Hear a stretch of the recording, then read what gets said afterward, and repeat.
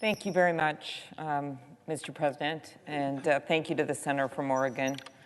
We have had a day of tributes to those that work in the Capitol, those that protected us.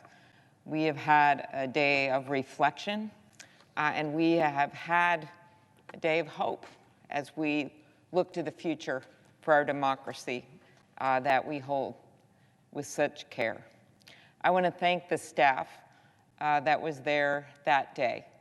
And for those of you, I'm looking at the pages, who are new in the Senate, over the next few weeks, it's worth talking to one of the staff members who was here that day to hear their stories, to let them reflect on what happened to them, whether they were people who were assigned to the hallways or the trams or the cafeteria, what happened to them that day.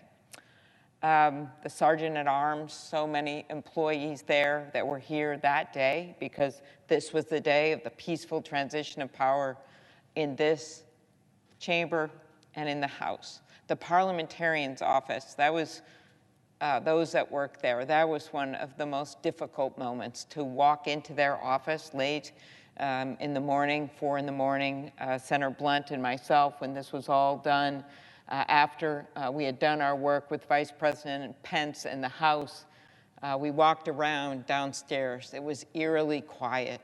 There was no one there. And you walk into the rooms and there was glass, people's personal photos in the parliamentarian's office that were cracked, things thrown on the floor, their personal belongings. And you wonder, why'd they go in that office? Was it just a fluke? No. They actually understood where that office was. In charge of these electoral ballots and in charge that day of the proceedings and had a special place in our democracy. And they actually knew where that office was and deliberately went into that office and invaded that office. Everyone from the Capitol physicians to the floor staff, so both Democratic and Republican floor staffs that were here that day, charged with making this day move like it had over and over and over again every 4 years, when no matter who wins, we go and we do our work that is demanded of us under the Constitution. I remember 4 years before that, my candidate certainly didn't win in 2016, but we went and we did our job. And I remember at the time, Vice President Biden was presiding over that proceeding because it was the end of his time as vice president, just like Vice President Pence was involved this last time, and he did his job. I think about what the senators have talked about today, and we've heard from so many of our colleagues, Senator Warner and Van Hollen and Kaine, talking about the National Guards of Virginia and Maryland and their police that came in not planned that this was going to happen this day, and came in and helped protect the Capitol, and along with National Guards throughout our country, including from my own state of Minnesota, then stayed on for weeks and weeks and months until we could get the security and order in this place. The Capitol Police and so many of my colleagues, including Senator Booker, have shared the stories of the Capitol Police that day. And I know we've used some examples, some famous examples of those officers, but I think it's really important to note that every officer did something that mattered that day, some act of heroic duty by doing their jobs. We thank the work that has been done by the staffs of our Rules Committee who are here today, of Senator Blunt and my staff, as well as Homeland Security with Senator Peters and Portman, who immediately took on the task of holding very public hearings about what went wrong on the security side, and then the decisions to hire new leaders for our Sergeant at Arms with Senator Schumer's work on that, as well as the police chief with Chief Manger, who testified at length yesterday in a very bipartisan hearing, actually, in the Rules Committee about the changes that have been made. the changes when it comes to equipment, as we may remember that only 75% of the officers that day were in plain clothes. Only 25% had riot gear. The horrifying image of the riot gear locked onto a bus that no one could access while the Capitol was being invaded. The lack of a plan, in the words of the police officer broadcast on the police radio, does anyone have a plan? Does anyone have a plan? And sadly, the answer was literally no. That has now changed, as the chief has told us, when events have happened in the last few months in the Capitol, plans in place, operational plans, drills that have been conducted in this Capitol. The lack of resources, which had been demanded in the past, that Senator Leahy and the Appropriations Committee and Senator Shelby have come to the fore and have worked to get them the resources that they need. But the challenges that still remain with the vacancies on the police force, people working double shifts and overtime, and people not being able to take their vacation and be with their families because they're still working to protect our Capitol, and the police chief's pledge to work to recruit 200 or so more officers in just the next year with retention benefits and all the work that's being done. The other piece of this that we heard a lot about today was accountability. We heard from Senator Durbin and members of the Judiciary Committee and Senator Booker about the need, and Senator Markey, for accountability. And this includes the Select Committee over in the House and the investigation that they're conducting with not just Democrats, but also two very strong Republicans who have been willing to basically put their careers on the line because they believe so much in this democracy that we must get to the bottom of what happened. The work going on in the Justice Department, which has now been, as of yesterday, as the Attorney General of the United States described to us, is the biggest investigation in the history of America. Because I don't think people had envisioned that we would have an attack like this, but we did. 244 years of democracy.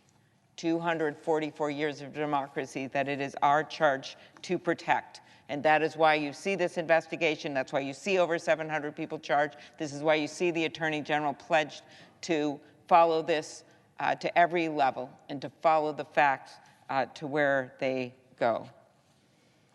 And we must remember in the end, as my colleague from Oregon, Senator Wyden, has addressed, this is not just and was not just an attack on a building.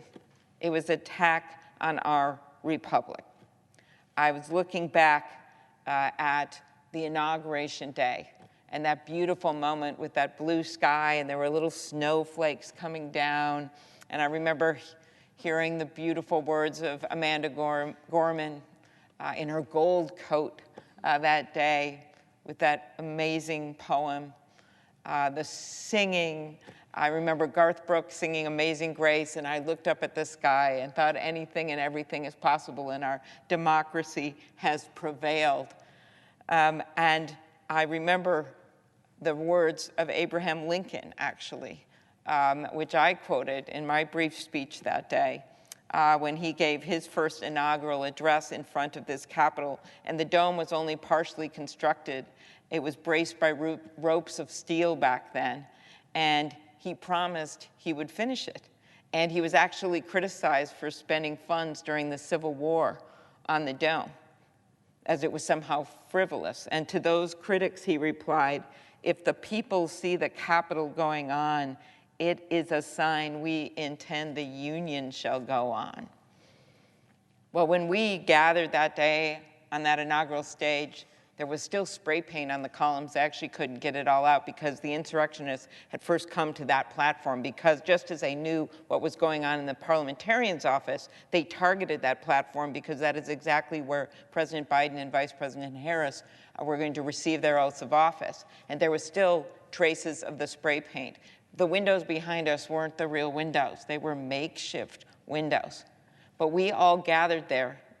The president-elect, now president, would not have his inauguration in a bunker. And Senator Blunt and I strongly believe that this should be a public event. And as we stood out there, the Capitol shall go on. That was the message we were sending to the country. So what does that mean right now, a year later, year of this anniversary, the Capitol shall go on? Yes, it means that we have better security and we do better by our police officers and we have their backs. It means that. And we do better by the staff in this great building. And yes, it means we have accountability for the people that had the audacity to invade this Capitol and take the law into their own hands and commit acts of violence. But the other thing it has to mean a year later is that we carry on that torch of our democracy, as the senator from Oregon explained, that we make sure that our very democracy is protected.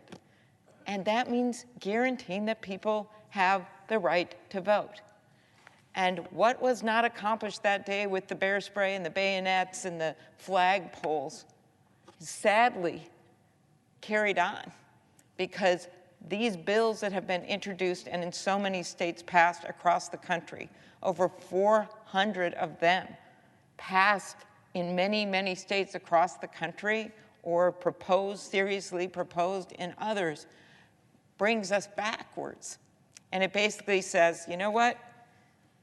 Democracy, the people that propose these bills, is not about who votes for who, regardless of who wins. It's about us choosing our voters and deciding have and have nots, and who's going to be able to vote and who isn't going to be able to vote.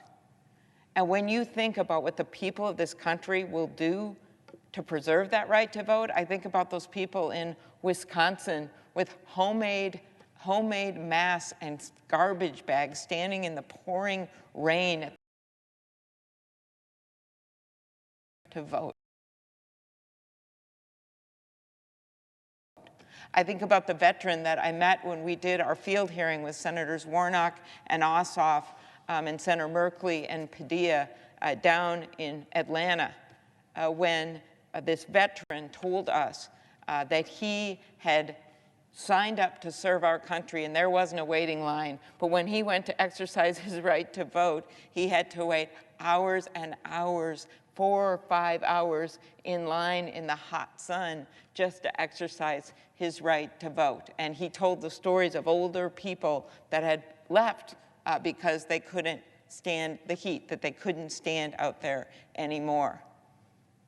That's not what our democracy is supposed to look like. It's not supposed to look like one ballot box in the entire county of Harris County, which includes Houston, in Texas, over 5 million people with one ballot drop-off box. That's not our democracy. But the American people in that 2020 election, they said, you know what? No matter what you do to us, we're going to go vote.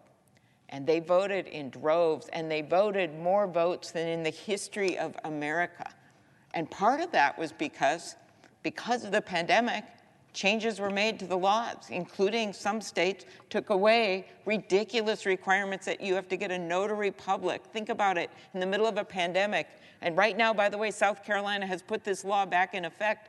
To get your mail-in ballot, because you can't go vote in person because you got COVID, you have to have a notary public. And there are stories reported in the news of people having notary publics through the glass windows of hospitals sign off on the application of their ballots.